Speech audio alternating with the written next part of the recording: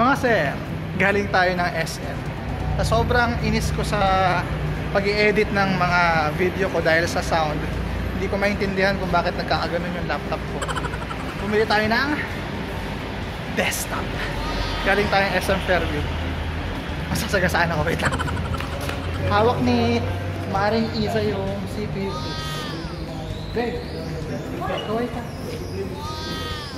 Hawak naman ni Kuya yung aking mga motherboard, RAM, video card, so on and so forth. Kuya, anong pangalan mo? Naghihintay na lang ba? Hi Kuya Al. Nabili namin yung mga parts sa PC Hub. Nabigyan ako ng magandang discount. So, matagal ko nung balak palitan yung laptop ko dahil nakakainis nga yung audio output. Hindi ko makuha kung paano yung timpla, kaya magde-desktop ako. So, yun. Kita-kita mamaya.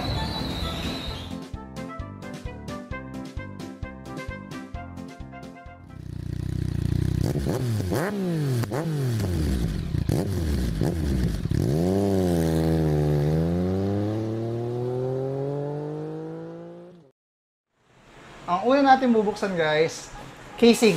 Buksan natin yung casing. Pero bago natin buksan, drink muna tayo.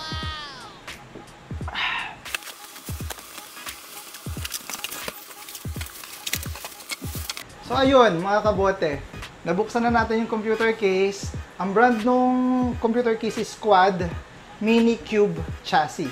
Okay naman siya, transparent yung gilid. So yung front, side, at yung kanyang back. Next natin buksan ay yung mga ipapasok natin sa loob nito. So next mga kabote, yung mga major components ng ating vlogging computer. So buksan na natin itong box. Marami itong laman. First is our Asus motherboard.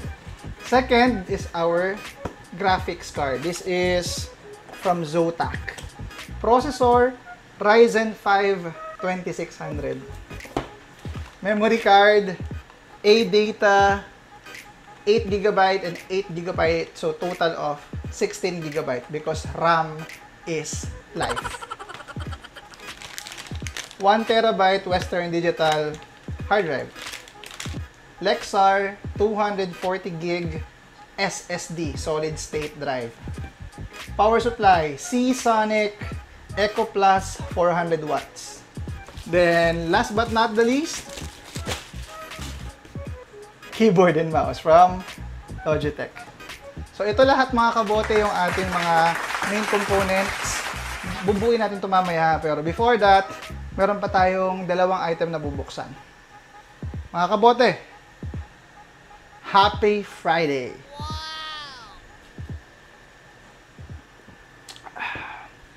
Next mga kabote, monitor. 24-inch lang na monitor. Pang video editing lang naman. Saka na tayo mag-upgrade pag kailangan. Full HD 24-inch monitor. Next! So last on my list mga kabote is our speakers. Ito yung reason kung bakit talaga nagpalit ako kung bakit ako mag-upgrade ng desktop computer. Because dun sa laptop ko, hindi ako sure kung bakit nangyayari. Maganda siya dun kapag pinapakinggan ko sa laptop, sa headset, tapos pag nirender ko na yung file, pumapangit na. Kaya ang gagawin ko, I'll make sure sa mga susunod na videos, I'll double check, I'll triple check all of my audio and video settings using this. Rawr! Buksan na natin mga kabote. Teka, wala na akong gasolina.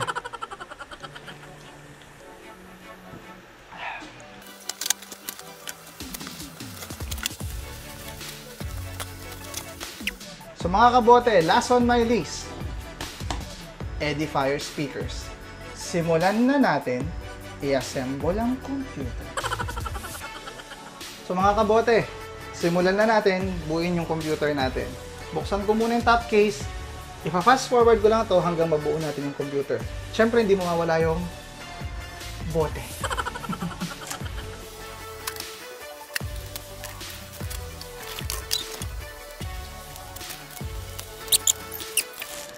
First time ko guys na makapag-open ng casing ng computer na may free na screwdriver. Ayos, di ba mga kabote? Last time na nag-assemble ako ng computer, I think it was 4 years ago or 3 years ago. So, patagal na akong hindi nakakapag-assemble ng computer, mga kabote. Alam nyo ba yung feeling ko ngayon? Para akong bata. Kasi ito talaga yung hobby ko eh. Ang hobby ko mag-assemble ng computers dati. This is my first job way back in college. Nag-aayos ako ng computer, nag-assemble ako ng computer. Sa akin talaga, hindi to trabaho. Para lang ako naglalaro.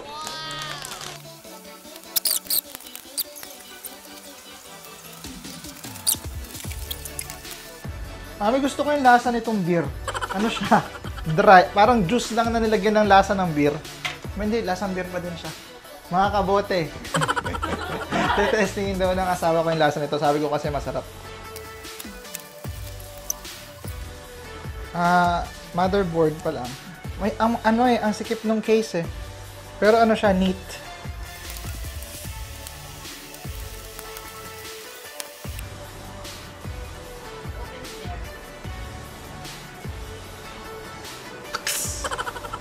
Cheers!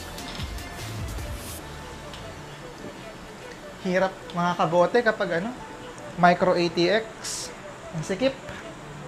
Pero fulfilling kasi malinis yung setup. Hindi masyadong nakikita yung mga wire.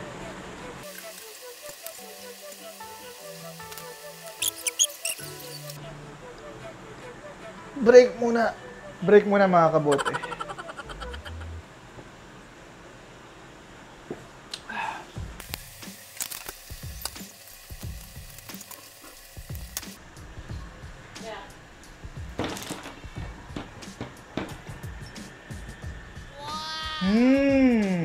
Yummy! Pulutan ako.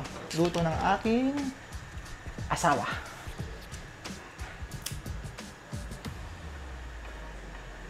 Wow!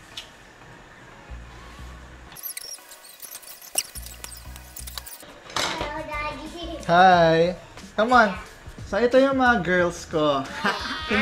Kinukulit ako habang nagbablog. This is my panganay, eldest. Cassie, say hi, Ate Cassie. Hi! And this is my youngest, Missy. Say hi, Missy. Sige, nakain na. Alis na kayo. Up slowly. Okay.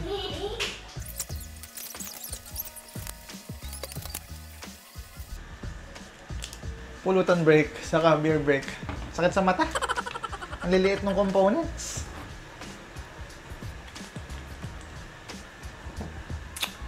Ayos ba kayo mga kabote? Ako, ayos na ayos. Nahihirapan ako, pero nag-i-enjoy ako.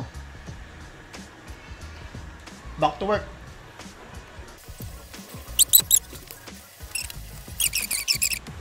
We're almost done, guys. Nagki-cable management na lang ako.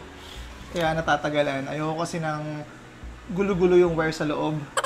So mga kabote, onti na lang, onting tiis na lang, matatapos na to. Itong video pala na i-upload ko will be rendered using this computer mga kabote. Cheers!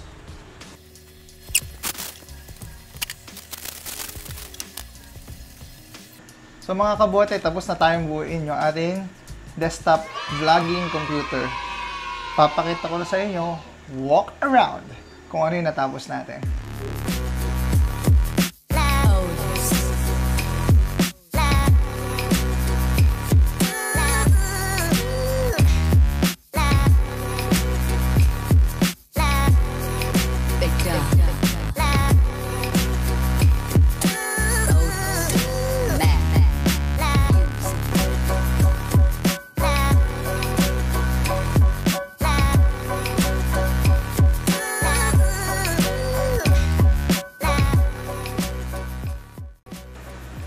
So mga kabote, tapos na tayo mag-build ng ating desktop. As I've said, itong video na to, dito ko i-render sa computer na to. I-double check natin lahat para maging satisfied ako. Ako kasi yung tipo ng tao na hindi nasa-satisfied sa quality ng video at audio, lalo na pag pinagpuyatan ko talaga. Okay? Ginagawa ko to para sa inyo, para makita nyo ang aking sacrifices para mapaganda itong vlog na to.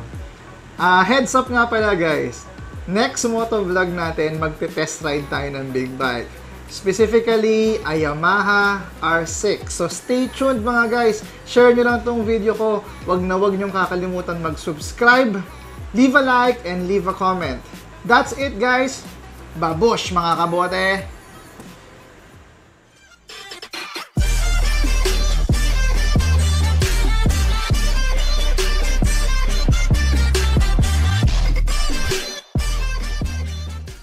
Ito mga sir, wag nyong kakalimutan gagawin pag bagong buo yung PC nyo. Ito yung unang-una nyo dapat gawin. Nakalimutan ko eh. Ito.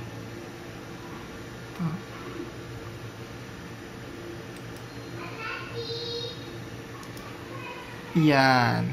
Kasi, yun yung pinakawalang kwentang application sa desktop computer na to.